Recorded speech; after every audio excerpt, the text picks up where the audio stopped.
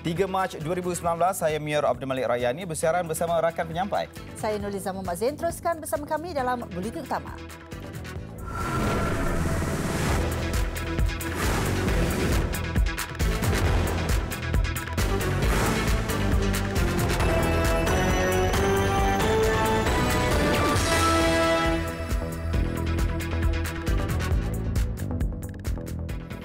Kerjasama UMNO PAS punca kekalahan PH di Semenyih.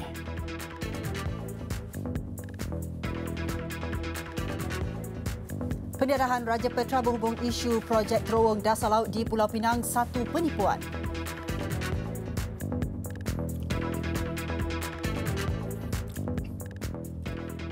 Assalamualaikum dan salam sejahtera. Pengerusi Pakatan Harapan Tun Dr. Mahathir Mohamad tidak menolak kerjasama UMNO dan PAS antara punca kemenangan Barisan Nasional pada pilihan raya kecil Dun Semenyih semalam. Namun beliau menegaskan kerjasama itu tidak membimbangkan PH kerana beliau yakin gabungan sebegitu hanya akan berlaku pada pilihan raya kecil yang kemenangannya tidak membawa makna besar.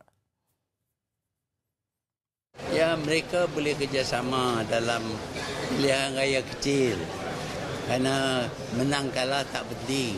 Tapi dalam pilihan raya umum, dia tak boleh kerjasama. Kalau dia kerjasama, PAS tak ada apa-apa. Beliau berkata demikian dalam sidang media selepas menyempurnakan sambutan Hari Lanskip Negara 2019 di Taman Botani Putrajaya. Tambah beliau, faktor penolakan rakyat kepada PH juga disebabkan janji yang tidak ditunaikan dalam masa singkat.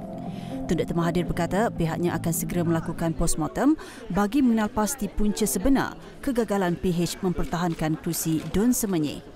Ditanya mengenai adakah serangan PH terhadap PAS menjadi penyebab kepada undian tidak berpihak kepada PH, ujar Tun Dr. Mahathir, beliau bercakap perkara benar dan Presiden PAS Datuk Seri Abdul Hadi Awang mengatakan hendak menyokong beliau dan pemimpin PAS tidak akan berkempen pada PRK terbabit. Semalam calon BN Zakaria Hanafi menang pada PRK Dun Semenyih selepas memperoleh 19,780 undi. Zakaria menang dengan majoriti 1,914 undi menewaskan calon PH Muhammad Aiman Zainali yang mendapat 17,866 undi. Sementara itu, Setiausaha Agung DAP Lim Guan Eng maklumkan pihaknya menerima secara terbuka keputusan berkenaan dan menganggap itu adalah hak serta suara rakyat Semenyih. Tumpuan kini adalah untuk melihat sejauh mana Barisan Nasional BN dapat menunaikan janji kepada pengundi di kawasan berkenaan.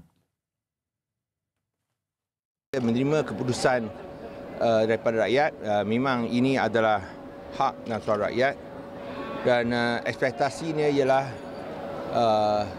BN dilihat macam mana mereka hendak menunaikan janji mereka. So ekspektasi ialah mereka akan menunaikan janji-janji dan kenyataan yang dibuat dalam pilihan raya kecil. Untuk Pakatan Harapan, kita akan terus berusaha untuk menyatu padukan rakyat. Dalam pada itu, agenda membangunkan perumahan di Semenyih tetap akan diteruskan oleh Kerajaan Selangor meskipun Pakatan Harapan kecundang dalam pilihan raya kecil Dun Semenyih. Hal yang demikian kerana perancangan itu sudah berada di dalam kerangka belanjawan negeri dan ia bakal dilaksanakan berdasarkan jadual. Planning kita bukan dengan sebab pilihan raya dan itu memang ongoing. Cuma mungkin masa dan waktunya kita akan susun semula ataupun kita akan laksanakan berdasarkan jadual. Tetapi itu semua adalah dalam kerangka belanjawan negeri dan bukan sebab saya nak hukum Semenyih ke apa, tak ada kaitannya tentang pilihan raya kecil ini, tetapi planning kita memang sudah ada. Baik, terus selari dengan nada Menteri Besar Selangor itu, Menteri Kesihatan Datuk Seri Dr. Zulkifli Ahmad yang mengumumkan rancangan pembinaan sebuah lagi klinik kesihatan di Semenyih tetap akan diteruskan. Pembinaan berkenaan perlu direalisasi bagi memastikan penduduk kawasan itu mendapat kemudahan kesihatan yang baik. Ya, itu seperti mana yang saya katakan, ya, ia adalah satu untuk menyantuni dan menangani kesesakan dan klinik itu yang saya tekankan adalah satu yang mustahak. Telah pun saya tegaskan tentang butirannya dan memandang kepada KK Klinik Kesihatan Semenyih itu yang sudah pun uzur dan juga sesak. Saya yakin kita akan dapat satu lokasi tanah peruntukan daripada kerajaan negeri untuk menjayakan dan merealisasikan apa yang disebutkan oleh calon kami.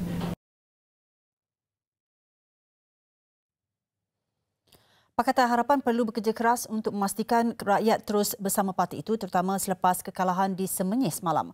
Ketua Pemuda Pakatan Harapan Syed Saddiq Syed Abdul Rahman berkata PH tidak akan menunding jari atau menyalahkan pihak lain berhubung kekalahannya pada PRK itu.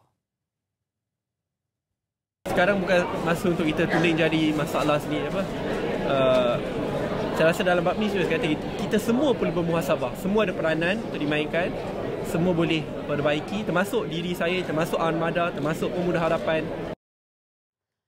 Beliau berkata demikian pada sidang media selepas menyampaikan ucap tama bertajuk Grassroots Malaysia versus Rest of the World di hari terakhir persidangan Industri Profesional E-Sports 2019 di Ipoh hari ini.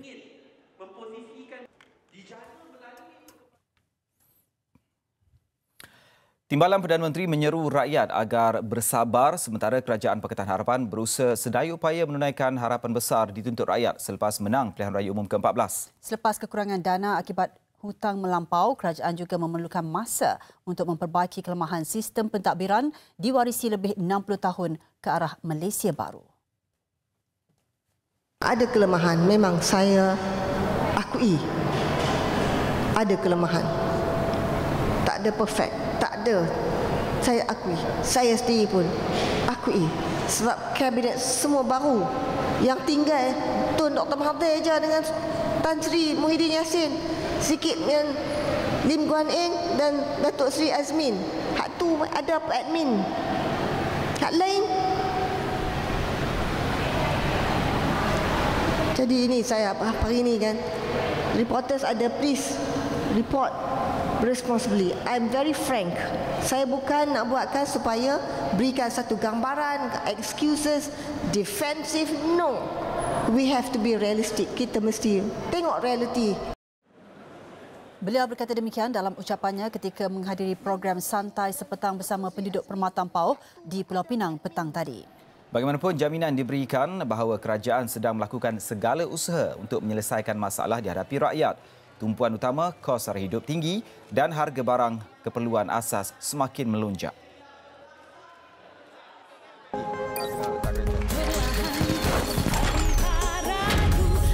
Up 32 megapiksel, kamera depan terangkat. Vivo. Perdana Menteri Tun Dr. Mahathir Mohamad memaklumkan Singapura enggan membawa kes perjanjian air Johor Singapura ke Mahkamah Keadilan Antarabangsa ICJ di The Hague, Belanda. Menurut beliau, keputusan dibuat Republik itu berkemungkinan mengambil kira faktor akan kalah kes ekoran perjanjian sedemikian dianggap tidak munasabah. They don't want to go to the World Court because they go to the World Court they will lose. So they don't want to go to the World Court because to go to the World Court you must have agreement from both parties. Bagaimanapun, jelas beliau kedua-dua negara akan duduk semeja untuk membincangkan isu itu. Minggu lalu, Tun Dr. Mahathir menggesa rakyat Johor bijak memperjuangkan isu eksploitasi oleh Singapura, terutama isu harga air murah dijual kepada negara itu. Perjanjian air Johor Singapura yang berakhir pada 2061 memberi hak kepada Singapura untuk mendapatkan sehingga 250 juta gelen sehari air mentah dari Sungai Johor. Singapura membayar 3 sen bagi setiap 1,000 gelen air mentah dan menjual semula air terawat kepada Johor pada harga 50 sen bagi setiap 1,000 gelen.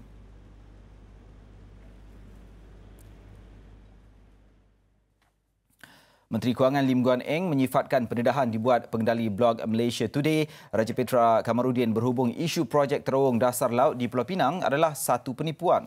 Tegasnya pemberian projek yang menghubungkan Pulau Pinang ke Butterworth itu dianugerahkan melalui tender terbuka dan tidak membabitkan sebarang unsur rasuah. Satu penipuan yang diadakan untuk memburuk-burukkan bukan sahaja nama saya, 4 ahli Exco yang lain. Pada masa itu ahli Exco lah. Now CM already. Pada masa itu 4 orang ahli Exco yang lain dan juga kepada kerajaan negeri dan juga Pakatan Harapan. So memang ini sesuatu penipuan. Okey, dan saya rasa amat jelas. Bila Pulau Pinang amalkan sistem tender terbuka, kemungkinan seperti ini tidak berlaku. Jelasnya isu berkenaan telah disiasat Suruhanjaya Pencegahan Rasuah Malaysia SPRM sebelum ini, namun tiada sebarang tindakan diambil. Beliau mengulas pendedahan Raja Petra Kamarudin dalam siri artikel berhubung dakwaan rasuah berdasarkan kertas siasatan SPRM ke atas projek bernilai 6.3 bilion ringgit itu.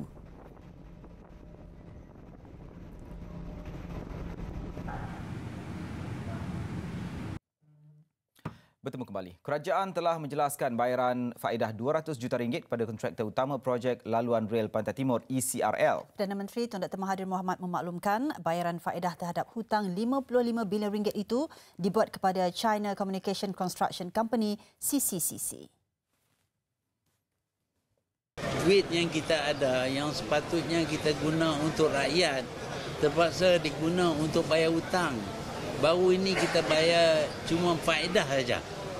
200 million ringgit. Tiap-tiap 6 bulan nak kena bayar 200 million ringgit kerana Datuk Seri Najib hutang sehingga 55 bilion ringgit. Daripada 55 bilion ringgit, dia turun 20 bilion ringgit. Tinggal 35 bilion ringgit saja. Bermakna bahawa dia boleh buat dengan harga 35 bilion. Tapi kenapakah kontrak ni sampai 55 bilion? Mungkin kerana nak curi duit lah tu. Projek ECRL adalah pengangkutan awam penumpang dan kargo sepanjang 688 km yang dilancarkan pada Ogos 2017 dan dijadualkan siap pada 2024. Projek itu kini dikaji semula Kerajaan Pakatan Harapan dengan rundingan antara Malaysia dan China masih dijalankan. Siang tadi, Perdana Menteri merasmikan sambutan Hari Lanskap Negara 2019 bertemakan Malaysia, negara taman terindah di Taman Botani Putrajaya. Dalam ucapannya pula, Tun Dr. Mahathir berharap perancangan bandar di Malaysia perlu dibuat secara tersusun dan teratur dengan mengambil kira susun atur bangunan dan pohon dalam usaha mengangkat Malaysia menjadi negara taman terindah. Tun Dr. Mahathir turut menyampaikan anugerah berbentuk geran kepada komuniti, pemaju serta pihak berkuasa tempatan yang berjaya merancang dan melaksanakan pengurusan lanskap yang komprehensif. Dewan Bandaraya Kuala Lumpur menerima anugerah utama di bawah inisiatif Negara Taman. Hari Lanskap Negara adalah acara tahunan disambut pada 3 Mac sejak 1998 bersempena tarikh Majlis Pelancaran Kempen Menanam Pokok Seluruh Negara yang diadakan pada 3 Mac 1997 yang disempurnakan sendiri oleh beliau ketika menjadi Perdana Menteri keempat. Kerajaan akan membuka anjung kasih Yayasan Kebajikan Negara YKN di 5 hospital dalam usaha mengurangkan beban pesakit yang kurang berkemampuan. Timbalan Perdana Menteri Datuk Seri Dr. Wan Azizah Wan Ismail berkata, rumah penginapan sementara yang disediakan perlu ditambah lagi dengan sumbangan syarikat korporat selain peruntukan kerajaan. Kerajaan mengambil berat akan keperluan golongan yang memerlukan khususnya kepada kelompok G40 ini. Sebagai kerajaan yang prihatin, kita berusaha meringankan beban rakyat. Kita tawarkan penginapan secara percuma supaya mereka dapat bersama-sama menemani pesakit semasa rawatan dijalankan. Secara tidak langsung, anjung kasih ini turut menjadi medium penyambung kasih di antara keluarga. Datuk Seri Wan Azizah berucap merasmikan anjung kasih YKN di Hospital Pulau Pinang yang mula beroperasi 9 Januari lalu siang tadi. Ujarnya penginapan di anjung kasih menjimatkan perbelanjaan keluarga pesakit sehingga RM200 dari segi kos penginapan dan pengangkutan yang terpaksa ditanggung jika berulang-alik. Beliau yang juga Menteri Pembangunan Wanita, Keluarga dan Masyarakat berkata YKN telah mendirikan 10 buah anjung kasih di seluruh negara yang memberi manfaat kepada 62,551 penghuni sejak ditubuhkan pada 2006.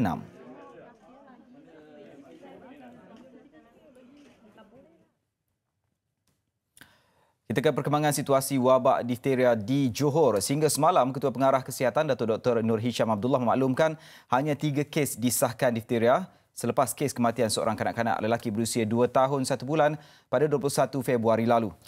Menurut beliau, kesemua mangsa dilaporkan stabil dengan 1 kes dibenarkan pulang dan 2 lagi masih menerima rawatan. Pengesahan 3 kes terbaru itu membabitkan seorang kanak-kanak perempuan 4 tahun, seorang kanak-kanak lelaki 4 tahun dan seorang remaja perempuan berusia 15 tahun. Selain itu, 10 kanak-kanak yang bergejala dan tinggal di rumah yang sama menerima rawatan dan disahkan bukan kes difteria. manakala 8 lagi kes tidak bergejala diberi rawatan antibiotik sebagai pencegahan. Susulan kejadian wabak terbabit di Johor, Kementerian Kesihatan menegaskan bahawa kepentingan pemberian imunisasi bagi mencegah penyakit berjangkit yang boleh dicegah melalui vaksin.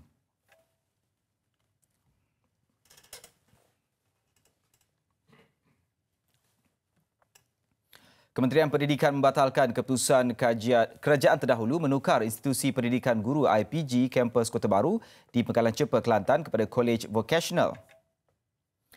Keputusan itu bermakna IPG kampus Kota Baru akan kekal dengan fungsi dan peranan asalnya termasuk dalam melahirkan lebih ramai warga pendidik tempatan. Dan kita juga merasakan bahawa IPG mempunyai peranan yang penting dalam pendidikan negara. Dan saya secara khusus merasa amat gembira dengan perkembangan IPG Kota Baru yang mensasarkan untuk menjadi pusat latihan keguruan bukan hanya bagi rakyat Malaysia, malah juga sekarang ini mereka telah melatih guru-guru di selatan Thailand dan selepas ini mereka mensasarkan untuk melatih juga guru-guru dari Laos, Vietnam, Kemboja dengan kerjasama Jabatan Bahasa mereka. Beliau berkata demikian kepada media selepas majlis kesyukuran dan pemerkasaan IPG Kampus Kota Baru petang tadi.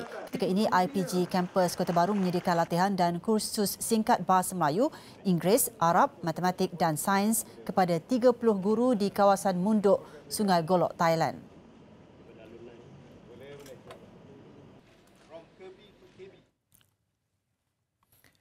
Seorang pegawai kanan FGV Holdings Berhad, FGV ditahan reman 5 hari bagi membantu siasatan berhubung kes meminta suapan bernilai RM10,000.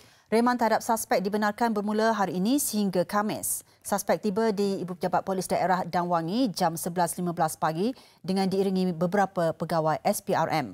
Siasatan kes dijalankan di bawah Seksyen 16(A) Akta SPRM 2009. Difahamkan suspek dipercayai menerima bayaran berkenaan sebagai dorongan mengesyorkan pelanjutan kontrak sebuah syarikat perkhidmatan bagi kerja pengauditan pensijilan antarabangsa untuk kilang sawit di bawah kelolaan syarikat berkaitan kerajaan terbabit. Suspek berusia 51 tahun ditahan semalam di sebuah restoran di Taman Prima Saujana, Kajang.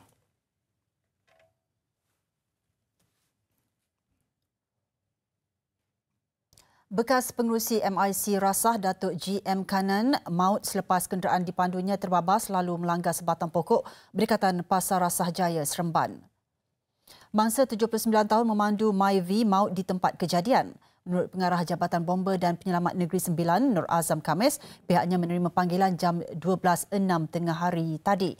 Mangsa berkesorangan ketika kejadian dan disahkan meninggal dunia di tempat kejadian oleh pihak Hospital Tuanku Jaafar, Seremban.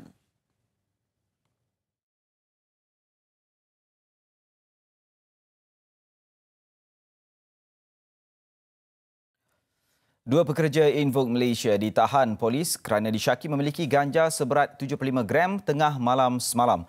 Kesemua ditahan kira-kira jam 12.30 tengah malam di sebuah unit kondominium di Taman Mutiara, Jinjang. Ketua Polis Daerah Sentul, Asisten Komisioner S. Shanmugamurti berkata suspek seorang lelaki dan dua wanita itu berusia antara 25 hingga 30 tahun. Dua daripada mereka adalah pegawai eksekutif pemasaran dan pereka grafik, manakala seorang lagi suspek bekas pekerja di pusat kajian itu. Ketiga suspek kini direman 6 hari sehingga Jumaat depan untuk siasatan lanjut. Kes disiasat di bawah Seksyen 39A(2) Akta Dadah Berbahaya 1952. Besok kembali. Sebuah rumah kediaman satu tingkat di Kampung Masjid Lintang Rasau, Pelabuhan Kelang, Selangor musnah dijerat api dalam kebakaran malam tadi. Timbalan Pengarah Bahagian Operasi Jabatan Bomba dan Penyelamat Selangor, Norizam Muhammad Nudin berkata pihaknya menerima panggilan kira-kira jam 10.41 malam. Berikutan itu, 21 pegawai dan anggota dari 3 balai bomba iaitu Pelabuhan Kelang, Kota Raja dan Andalas dikerah ke lokasi kejadian. Ketika jentera tiba untuk memadam kebakaran, api dilaporkan sedang marak. Hampir 80% bahagian rumah musnah terbakar. Kebakaran berjaya dipadamkan sepenuhnya pada jam 11.23 malam. Tiada kemalangan jiwa dilaporkan memandangkan penghuni tiada di rumah ketika itu. Punca kejadian dan jumlah kerugian masih dalam siasatan.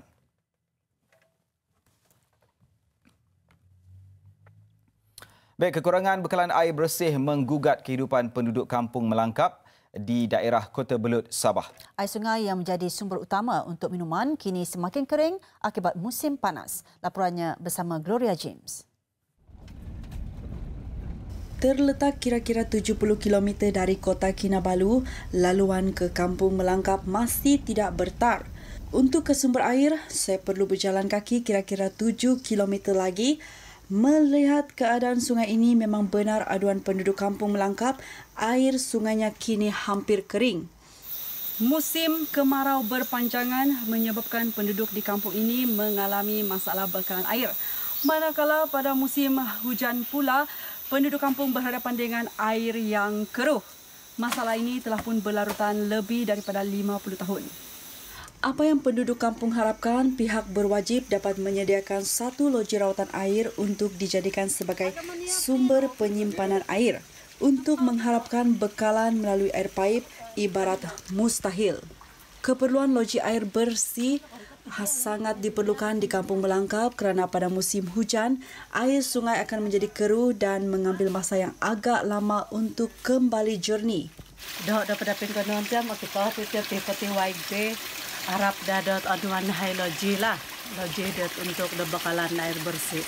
Nah bersih berarti YB dah tinggal yang tina keadaan tidak tiga karandi magadau yo.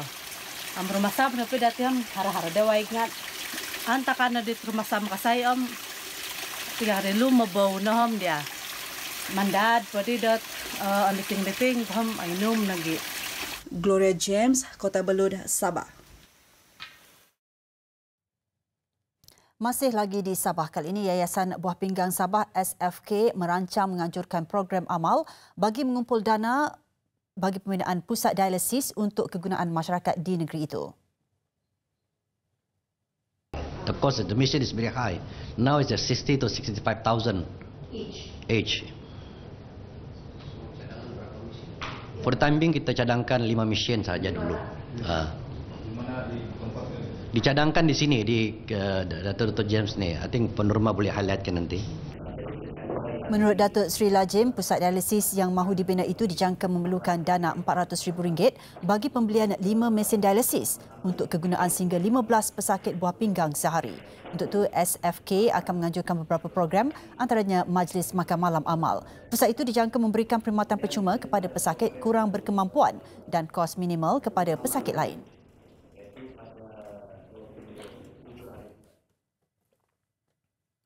Bangunan akademik yang kondusif bukan sahaja menjadi keutamaan di setiap sekolah berasrama, malah tempat penginapan pelajar juga penting bagi memastikan ia selesa dan selamat.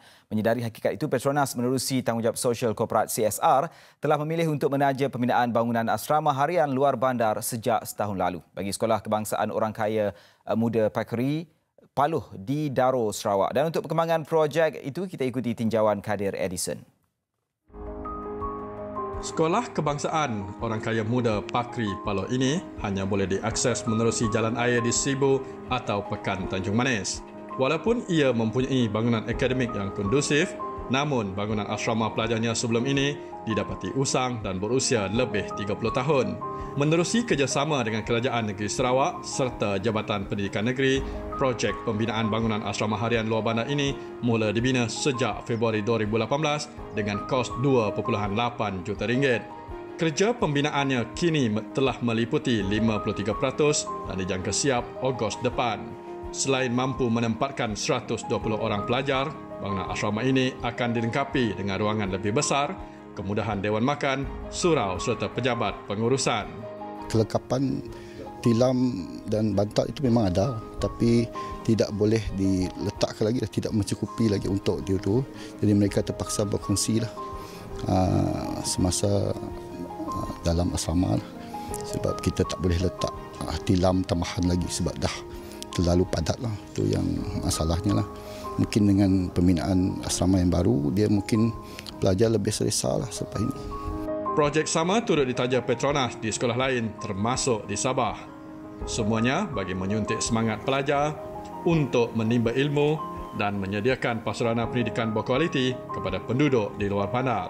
Inilah komitmen kami untuk menentukan para pelajar di luar bandar dapat menerima pendidikan dalam suasana yang bagus dan yang very harmonious, very conducive for them to continue their studies.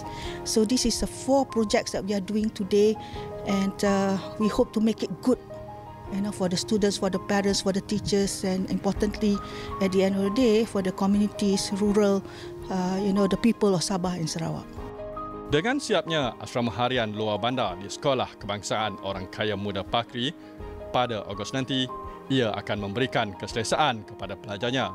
Malah, inisiatif tanggungjawab sosial oleh Petronas dalam membiayai pembinaan asrama terbabit selari dengan hasrat kerajaan yang mahu memberikan akses kepada kemudahan prasarana pendidikan berkualiti kepada rakyat tanpa mengira lokasi mereka.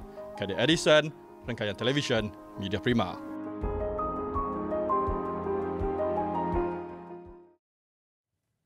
Baik, saban tahun bermulanya bulan Zulkaidah, jemaah haji Malaysia akan mula berlepas ke Tanah Suci untuk menunaikan ibadah haji. Sempena musim haji pada tahun ini, TH Travel and Services Sdn Bhd, anak syarikat milik penuh tabung haji, menyediakan perkhidmatan pakej haji kepada seluruh rakyat Malaysia.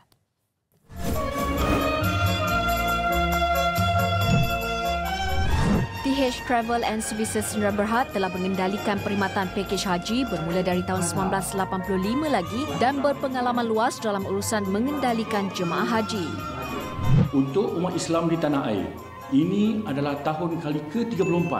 Kepada siapa yang berhajat, kami tawarkan beberapa kategori pakej iaitu Akik, Firdaus, Nilam, Topaz, Zamrud dan Raudah. Sebagai persediaan, kami adakan taklimat pakej haji khususnya untuk jemaah pakej haji TH Travel. Dengan barisan petugas dan guru agama yang bertauliah yang sentiasa bersedia membantu jemaah sewaktu menunaikan ibadah haji menjadikan TH Travel and Services Sdn Bhd sebagai pilihan. Penggunaan hotel bertaraf 4 hingga 5 bintang serta kemudahan yang ditawarkan merupakan salah satu daripada kriteria penting dalam memastikan keselesaan jemaah haji sepanjang berada di Tanah Suci. Hotel yang kami gunakan memang dekat.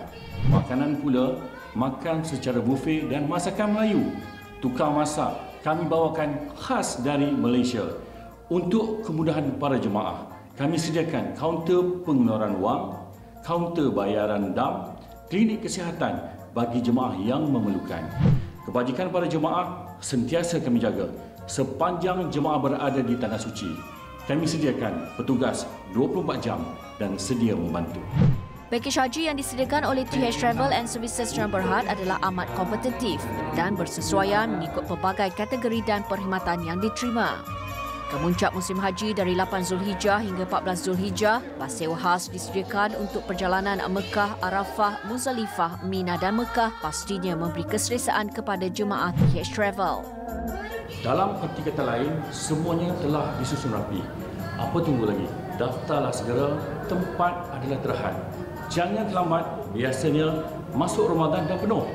Pendaftaran pakej haji boleh dibuat di 18 buah pejabat cawangan kami di seluruh Malaysia ataupun di mana-mana pejabat tabung haji yang berhampiran.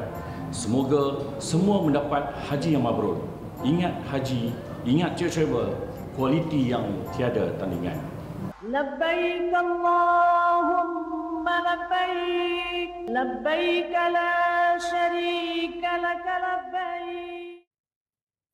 Kita kembali dengan laporan antarabangsa. Sekurang-kurangnya 20 tu korban akibat banjir kilat di wilayah Kandahar, selatan Afghanistan.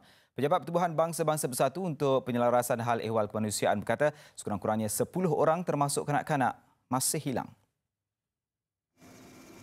Menurut agensi PBB itu, banjir kilat melanda Bandaraya Kandahar dan beberapa daerah di sekitar wilayah itu selepas kawasan itu menerima 97 mm hujan dalam tempoh 30 jam.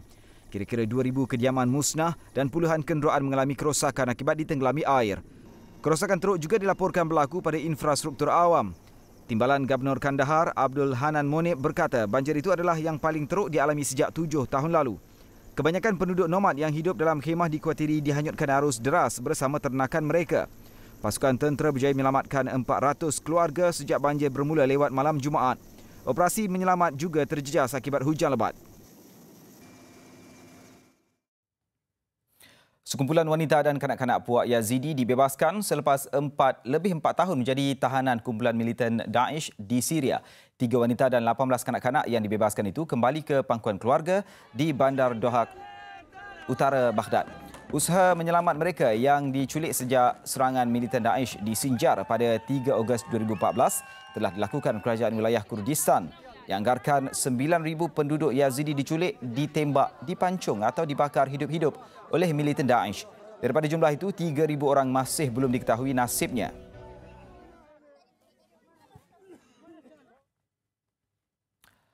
Seterusnya, 25 kebakaran hutan dilaporkan berlaku di Victoria, Australia hari ini, kawasan yang paling terjejas ketika gelombang haba melanda negara itu awal bulan ini. Lebih 2,000 anggota bomba dikerah ke lokasi bagi memadamkan kebakaran. Pesawat pengembun air turut digunakan untuk mengawal api yang semakin marak di beberapa lokasi. Biro Meteorologi Australia memaklumkan gelombang haba 3 hari itu tertinggi pernah direkodkan dalam 100 tahun. Suhu di Tasmania yang mencecah 39.1 darjah Celsius malam memecahkan rekod 131 tahun dalam sejarah.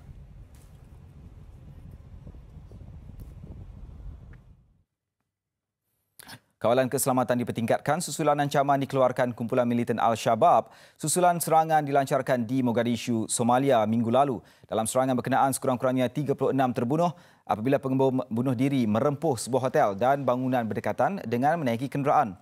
60 yang lain cedera. Al-Shabaab dikaitkan dengan Al-Qaeda mengaku bertanggungjawab ke atas serangan itu.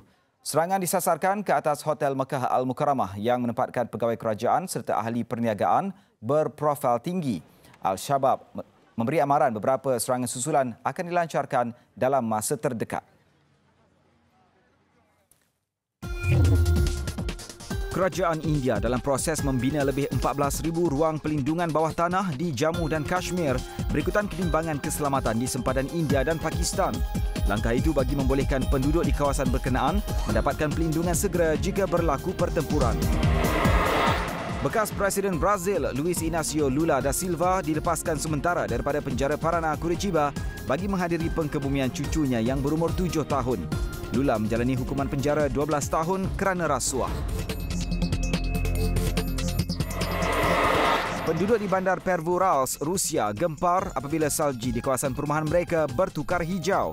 Fenomena itu dipercayai berpunca daripada kebocoran sebuah kilang bahan kimia yang beroperasi sejak tahun 1915.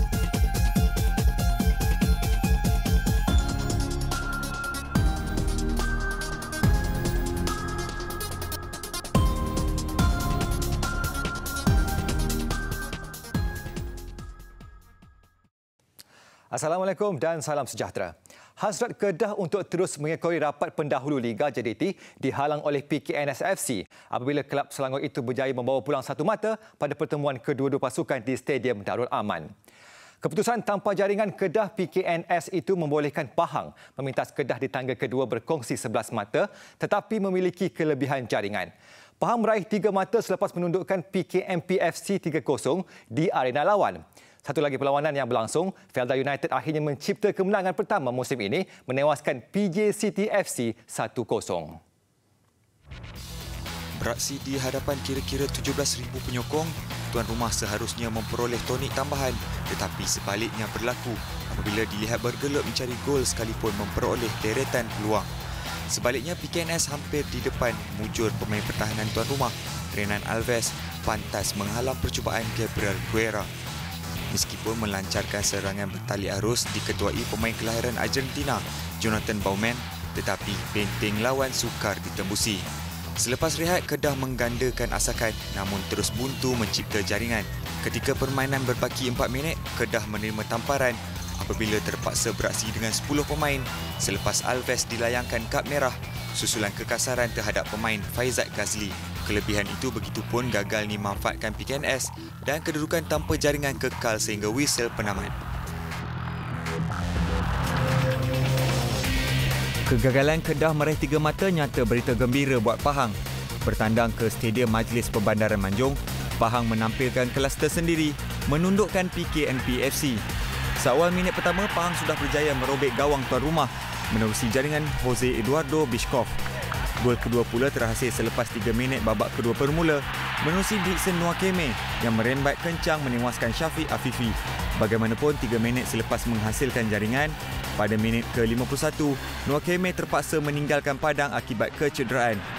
Ketika PKMP cuba memperkemaskan permainan, penyerang kebangsaan Nosyarul Idan Talaha mengukuhkan kedudukan Pahang. Nosyarul mudah menggelecek Syafiq Afifi pada minit ke-72 untuk melengkapkan gol ketiga Pahang.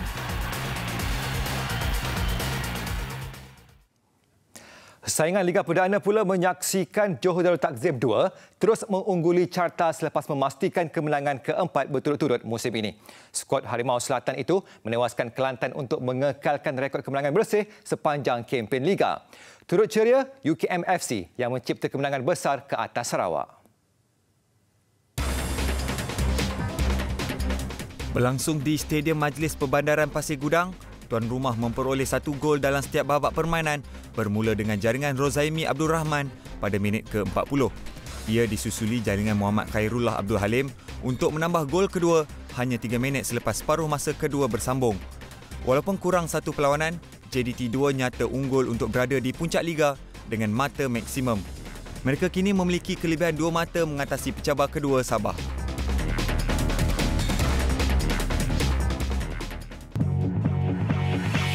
Di Stadium Bola Sepak Kuala Lumpur Ceras, Universiti Kebangsaan Malaysia UKMFC membelasah Sarawak 4-0 bagi meraih 3 mata pertama musim ini selepas kemenangan ke atas Perlis sebelum ini ditarik balik ekoran penyingkiran skuad Singa Utara. Kesemua gol tuan rumah dijaringkan menerusi 2 sepakan penalti disempurnakan Ijezi Cuk Wubuna pada minit ke-9 dan Mateo Rosca minit ke-78. Sebelum Muhammad Haris Fazril Muhammad Nazri meledak gol ketiga diikuti penyudah Muhammad Akmal Muhammad Zahir pada masa kecederaan. Kemenangan ini sekaligus membolehkan UKM naik 1 anak tangga di posisi ke-10 di atas PDRM yang masih gagal mencari kemenangan.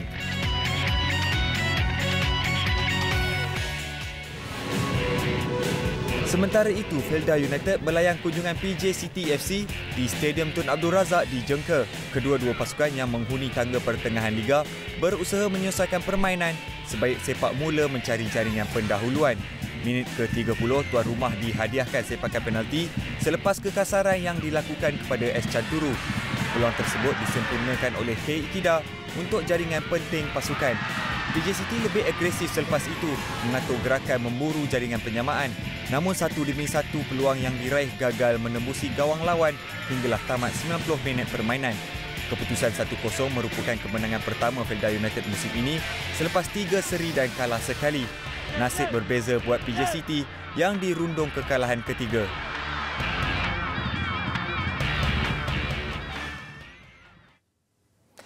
Perkembangan bola sepak Liga Perdana Inggeris. Kedudukan kelompok teratas terus menyajikan saingan sengit apabila Manchester City kembali meneruji tahta Liga selepas menewaskan Bournemouth.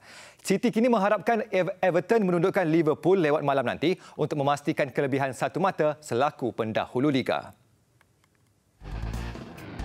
Manchester City kembali merampas kedudukan pendahulu dari Liverpool selepas jaringan tunggal Riyad Mahrez membantu skuad kendalian Pep Guardiola menang tipis 1-0 ke atas Bournemouth. Namun aksi tunggal semalam terarah kepada pertembungan dua musuh tradisi Tottenham Hotspur menentang Arsenal di Wembley. Arsenal terlebih dahulu di depan menerusi jaringan Aaron Ramsey. Namun Harry Kane kembali menyamakan kedudukan 1-1 di babak kedua. Pelawat meraih peluang terbaik untuk menutup aksi dengan kemenangan apabila dihadiahkan sepakan penalti di hujung permainan. Namun gagal disempurnakan Pierre-Emerick Aubameyang sekaligus menyaksikan kedua-dua pasukan berkongsi 1 mata. Di Old Trafford, Manchester United cemas ketinggalan 1-0 menentang Southampton menerusi jaringan Yan Valery minit ke-26. Bagaimanapun, gol pantas Andreas Pereira dan Romelu Lukaku pada minit ke-53 dan 59 membolehkan United mendahului 2-1. Begitupun Southampton belum mahu mengalah apabila menyamakan kedudukan 2-2 menerusi sepakan percuma James Ward-Prowse pada minit ke-75. Dan Lukaku memastikan kemenangan United apabila meledak gol 2 minit sebelum permainan tamat. United kini kembali di tangga keempat dengan 58 mata, memintas Arsenal dan pasti mencemaskan pasukan tangga ketiga Tottenham Hotspur yang hanya memiliki kelebihan 2 mata di hadapan United. Pasukan tenis negara mencatatkan aksi membanggakan dalam kempen kelayakan Piala Dunia berpasukan berkerusi roda yang diadakan di ibu negara. Selepas merakam kemenangan pertama ke atas Iraq semalam, skuad lelaki mengutip satu lagi kejayaan mengejutkan pilihan kedua, Thailand, siang tadi untuk menempah tempat ke perlawanan akhir. Pada mulanya pertemuan menentang Thailand dianggap tugas sukar memandangkan status lawan yang tampil selaku pilihan kedua. Tetapi persoalan pertama negara Abu Samah Burhan yang turun menentang Swan Banjuk membuktikan sebaliknya. Abu Samah mencatat kemenangan mudah 6-0 set pertama diikuti keputusan 6-2 selepas itu untuk merakam kemenangan dan mata pertama buat negara. Perlawanan kedua yang juga perseorangan lelaki menampilkan aksi sengit di antara Muhammad Yushazwan Yusof dan Klongrua Suti. Pemain negara menang set pertama 7-6, namun lawan bangkit dengan keputusan 6-2 untuk mengakhiri ke set ketiga.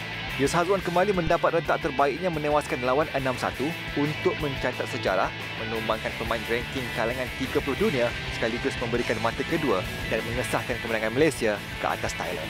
Melengkapkan pertembungan ialah perlawanan kategori bergu lelaki gandingan Firdaus Ibrahim, Arif Fahmi Zahkuan Arifin yang tewas 2-6, 3-6 kepada warakit dan Cuan Uitaya Penning, namun tidak mengubah kemarahan Malaysia ke penentuan juara petang esok di Pusat Tenis Negara Jalan Duta.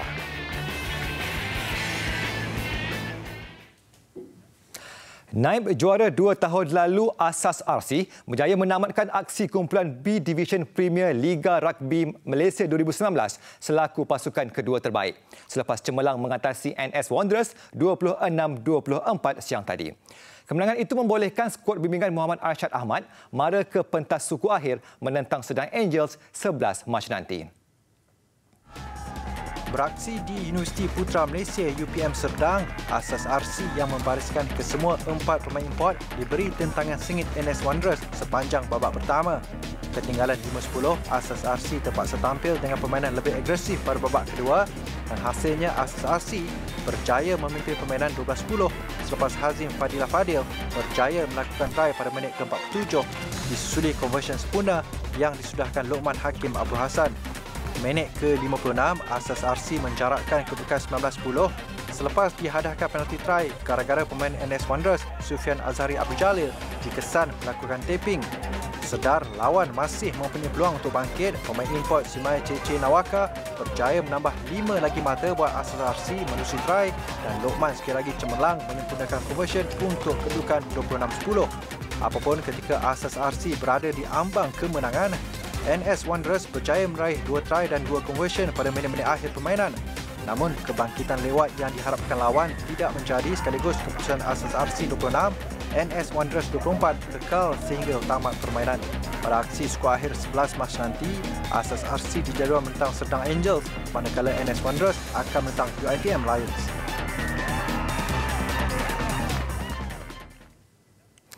Dan mengakhiri segmen sukan malam ini, saksikan usaha mengembalikan kegemilangan bola sepak di Taiping. Ya, dengan pelancaran Liga Bola Sepak Orang Besar jajahan Larut Matang Selama setelah lebih 15 tahun tiada pertandingan kompetitif peringkat tempatan. Liga yang bermula 16 Februari lalu menampilkan 32 pasukan dari seluruh daerah Larut, Matang dan Selama yang akan membabitkan 98 perlawanan Liga dan juga Piala FA. Menurut pengarah Sekretariat Piala Orang Besar Jajahan Larut Matang dan Selama, Ahmad Faisal Muhammad Zulkifli, selain daripada pasukan tempatan, terdapat juga penyertaan dari negeri Kedah dan juga daerah-daerah sekitar. Awalnya 60 penyertaan diterima namun terpaksa dihadkan memandangkan ianya kejohanan sulung diadakan di daerah ini. Objektif dia kita nak menghidupkan balik permainan liga di sini. Kita nak memberi peluang pada golongan muda di Taiping untuk develop skill balik kan. Bila kita dah ada league, senang develop players kan. Kalau tak ada league tu susah. Diorang kena main kat luar. Jadi kami hidupkan balik ni kerana nak bagi peluang pada semua players. Majlis perasmian Liga berlangsung semalam di Padang Esplanade yang disempurnakan oleh Raja Hilai Perak, Raja Iskandar Zulkarnain, Sultan Idris Iskandar. Taiping merupakan salah satu tempat kelahiran ramai legenda bola sepak tanah air, antaranya Dato' M. Karatu yang turut hadir bagi memberi sokongan terhadap perkembangan Liga Bola Sepak Tempatan. Sebab football is the important games of Malaysians, the most loved games of Malaysian. So ini adalah satu projek yang bagus untuk meningkatkan bola sepak di negeri Perak juga, and also for the kids, anak-anak murid yang di daerah Taiping. So it regenerates sekolah-sekolah to produce players dan sebagainya. Tambahnya, pertandingan kompetitif seperti ini membolehkan klub-klub bola sepak di peringkat daerah berkembang, seterusnya membuka ruang kepada pemain-pemain muda untuk beraksi secara lebih profesional. Dan laporan tadi mengakhiri segmen sukan pada malam ini. Saya Sabri Abdul Malik. Teruskan tontonan anda bersama Buletin Utama. Salam sukan. Bersua kembali. Sejak dilancarkan Perdana Menteri Tun Dr. Mahathir Mohamad pada 24 Januari lalu, skim pelindungan kesihatan nasional ataupun MySalam berdepan pelbagai pertanyaan daripada umum, terutamanya dari segi pelaksanaan serta kelayakan pemohon. Kerajaan berusaha memudahkan pengguna dengan pelancaran laman web rasminya baru-baru ini, memandangkan semua proses permohonan dan tuntutan boleh dibuat secara dalam talian. Menurut Tony Phua, pemohon hanya perlu mendapatkan pengesahan daripada doktor berhubung masalah kesihatan yang dialami. What I would need is to actually obtain a medical report from the doctor certifying that I have lung cancer and I will be undergoing undergoing treatment at this hospital, and then that particular document will be submitted online. After you scan the document, go online to mysalam.gov.my, log in, and you upload that image for the claim to be processed. Sekiranya pengguna tidak mempunyai akses internet dan tidak boleh mengemukakan dokumen secara dalam talian, mereka boleh juga mengunjungi pejabat Great Eastern Malaysia dan hospital terpilih di seluruh negara. Skim MySalam dijangka memberi manfaat kepada 3.69 juta rakyat golongan B40 berusia antara 18 hingga 55 tahun yang juga penerima bantuan sara hidup BSH. You don't have to register. Automatically registered once you are a confirmed bantuan sara hidup rakyat recipient. So if you have been receiving the aid from the government, whether it's RM800, RM1,000, then you are an automatic beneficiary of the MySalam program, and you'll be notified via SMS from the 1st of March onwards. Penerima yang layak akan mendapat pelindungan kesihatan secara percuma untuk 36 penyakit kritikal dengan bayaran sebanyak RM8,000 serta bayaran harian sebagai pendapatan gantian semasa rawatan hospital untuk tempoh maksimum 14 hari setahun pada kadar RM50 sehari. Perlu ditekankan bahawa bayaran RM8,000 terbabit secara one-off, manakala bayaran harian RM50 dengan maksimum RM700 setahun boleh didapatkan setiap tahun. Maklumat lanjut dan jawapan kepada soalan-soalan lazim yang sering diterima berkenaan skim ini juga terdapat di laman web MySalam. Beliau berkata demikian ketika ditemu bual dalam rancangan Ringgit Sense Plus yang akan disiarkan Isnin ini jam 6 petang di TV3. Baik, perkembangan teknologi membantu manusia mengurus kehidupan hanya di hujung jari. Begitu juga aspek fizikal. Masyarakat tiada lagi alasan untuk enggan menjaga kesihatan. Pembangunan aplikasi kecergasan misalnya mampu merangsang aktiviti sihat dilakukan secara konsisten setiap hari.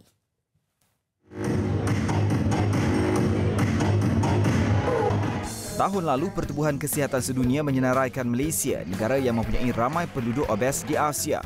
Selain faktor utama penyebab kepada obesiti, iaitu pemakanan yang tidak sihat, faktor lain seperti kurangnya aktiviti fizikal turut menyumbang peningkatan jumlah berkenaan.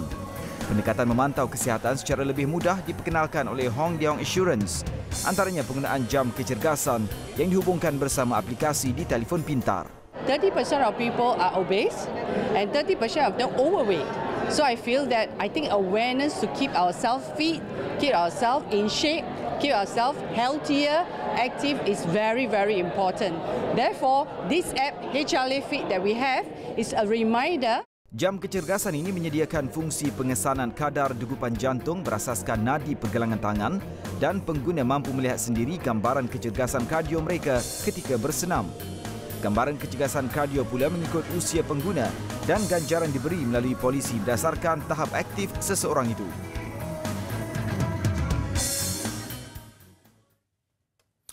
Lebih 30 ekor kucing terbiar mendapat perlindungan daripada individu prihatin, terutamanya selepas penganjuran program kucing angkat oleh Persatuan Haiwan Malaysia baru-baru ini.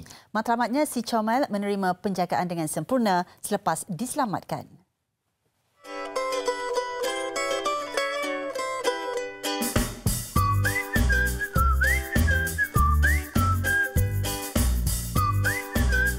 Program sehari ini mendapat kerjasama Pusat Pelindungan dan Kumpulan Penyelamat Haiwan Persendirian.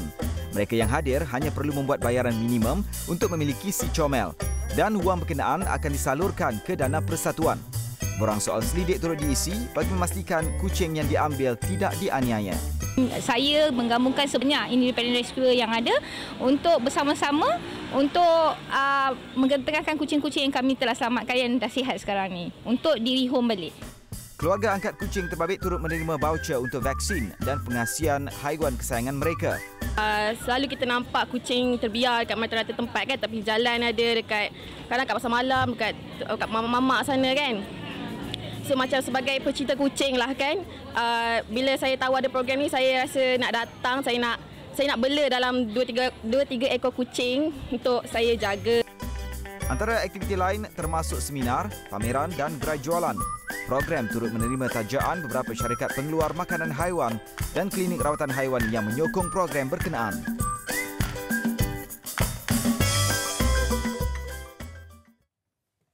Baik, sekian dulu paparan buletin utama malam ini. Sebelum berpisah, saksikan aksi penunggang basikal BMX dari Britain melakukan tunggangan bebas melintasi beberapa mercu tanda di Dubai, Emirat Arab Saudi. Dengan itu, salam hormat. Assalamualaikum dan selamat malam.